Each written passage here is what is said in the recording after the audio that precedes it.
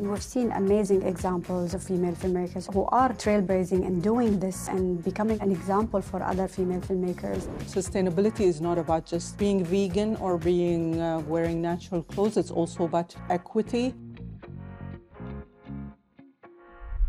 Hello, welcome to Qatar 365 with me, Adil Halim. On this episode, we continue to shine a light on women who are making waves in the creative world, whether it's visual arts, cinematography, or fashion. But first, we're here at the Doha fire station where Laila Humaira met two artists with a unique take on art and design.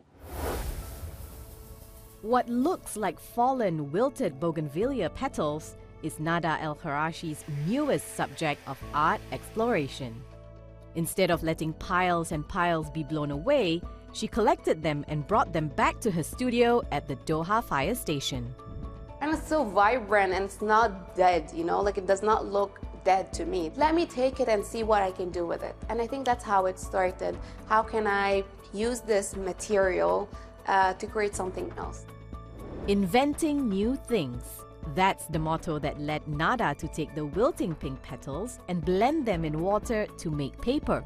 I'm creating something, but I don't know how it will end. I'm saying it could be light fixtures, like I see how the light penetrates through could create a functional design piece. I see my goal in Fire Station ending with like a new invented piece that I created throughout the program. In 2022, Nada showcased her talent for innovative design in Milan, where she won third place in an exhibition organized by the renowned designer Rosanna Orlandi. The Qatar-based Egyptian designer was also named one of Forbes' Middle East 30 Under 30 last year, an accolade she didn't expect at all. I was very delighted to be together with, among other people who merge not just design but merge other disciplines together, and from there I gained that really the word merging is the key. Once you start merging things together, you produce, and whatever you're producing is very needed. Nada is among a number of female artists enrolled in the Artist in Residence program here at the Doha Fire Station. For 9 months, the studio's become almost like a second home, a safe space for the artists to explore and nurture their craft. Whether it's printmaking, woodwork, or painting, the diversity in disciplines fuels a culture of creative expression. Down the hall, we meet Lolwa Al-Maresib, a seasoned Qatari artist who has represented the country in exhibitions around the world. It took around 15 years for Lolwa to find the signature strokes of the brush she has today. بدأت بالفن التشكيلي الواقعي وأعمال فنية واقعية تعبر عن التراث القطري والمفهوم القطري. حاولت أن أنا أدخل في موضوعي الفني التعبيري الخاص، فلجأت للمدرسة التعبيرية التجريدية. هي مدرسة تعبر عن دواخل الفنان وعمق الفنان وثقافة الفنان الفنية. After capping off a residency in Paris, Lolwa also showcased her artwork in Copenhagen and most recently held her first solo exhibition in Qatar. في موضوع معرض الشخص الأول اللي هو المدينة، وهو يتكلم عن الثقافة القطرية وشلون احنا نحافظ على الهوية القطرية. اللي يلهمني أكثر في مواضيعي الفنية العناصر التراثية، الأحداث اليومية اللي تصير في المجتمع القطري، الفضاء القطري الثقافي بوجه عام. Lolwa hopes that with the creative community she's found at the Doha Fire Station, it will inspire her to continue her craft and for more women to pursue the art of expression. طبعاً على تخصصاتنا المختلفة وتجاربنا المختلفة، لكن في قاسم مشترك هو الفن يجمعنا. طبعاً فخورة جداً بأي امرأة قطرية تعبر عن نفسها وتحاول أنها تدخل في مجال ثقافي. الباب مفتوح للجميع.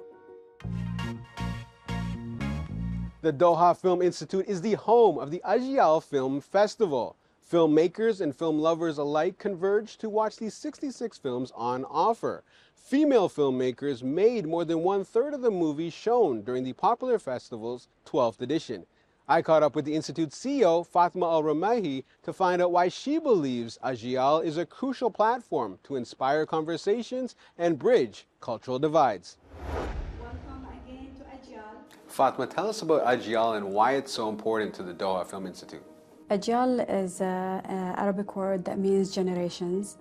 And from the beginning of Doha Film Institute, when we started working and paving the way for a film industry in Qatar and the region, we realized that we're working with a very young audience. And we're hoping that this audience will help build this industry in the future. A big part of Ajyal is the Made in Qatar showcase, featuring the works of Qatari and Qatar-based filmmakers. How have you seen the country's film industry grow over the years? Made in Qatar is a great platform and also an incentive for filmmakers to make films every year because they want to be part of the celebration with the community, with their own family and friends coming and watching their films. So it's a great incentive from them. And from there, these films travel the world after, so they get also to experience different festivals and they meet a lot of the industry. So for us at the Institute, it's a great measure to see how the production and industry is evolving every year in the country. During your time at the DFI, have you seen an increase in the number of female filmmakers? Yes, I think we have the highest percentage in the world in terms of female filmmakers, around 60%. When you compare it to the Arab region, it's around 28%. When you compare it to the Americas, it's 9% in independent cinema. So it's really, we're very happy with the numbers that we see. It's great because we never put quotas for anything, even in our grants program. We usually have 50-50 spread between the female and male.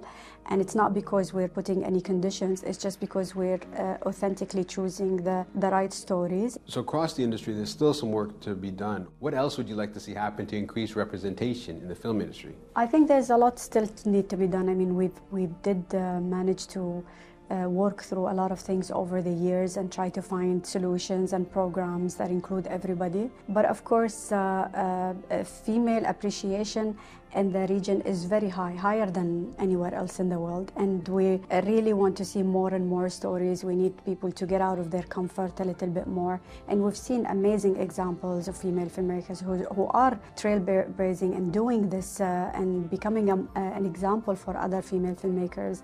But as always, there are some sensitivities. So as soon as we try to overcome them and share together the collective experience and the collective responsibility, it will become easier and easier in the future. What do you hope your role as a leader signifies to young women interested in a career in film? It's not just me, also our chairperson, Sheikha Mayasa, is also a female leader in the arts and culture, Sheikha Moza in education and everything that she does. So it's really fantastic to see role models for girls and women here in Qatar, but not just for Qatar, but everywhere in the region, for girls in the region, to see women are not restricted by their hijab or restricted by their traditional attire. They can do whatever they want, they can be whoever they want, and they can create change, and they can create the waves to make their societies better.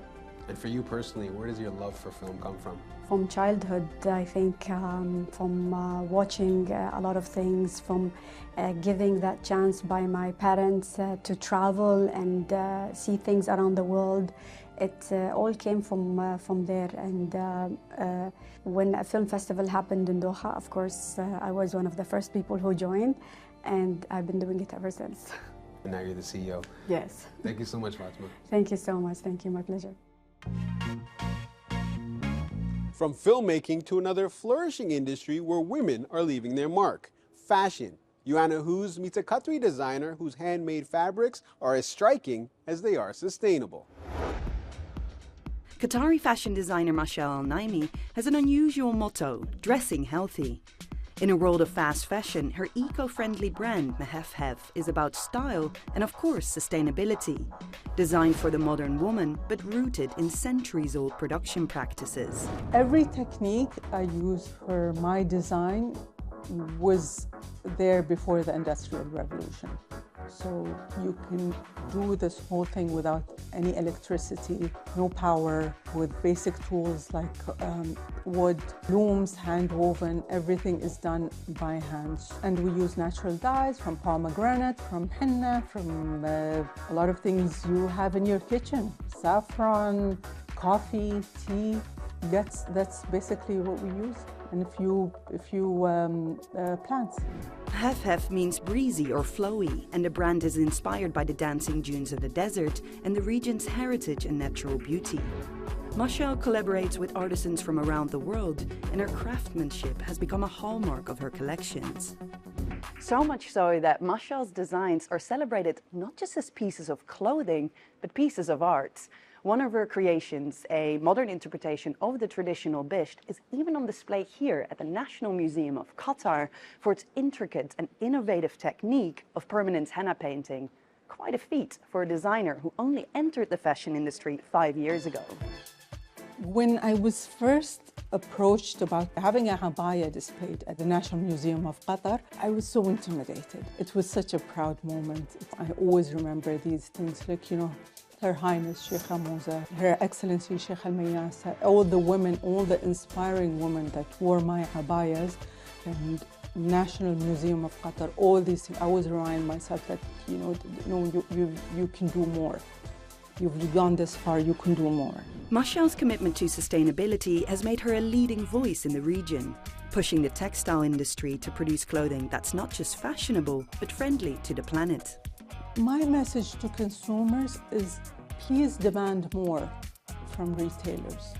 Demand information, demand transparency. You need to know how your garments are made, who made them.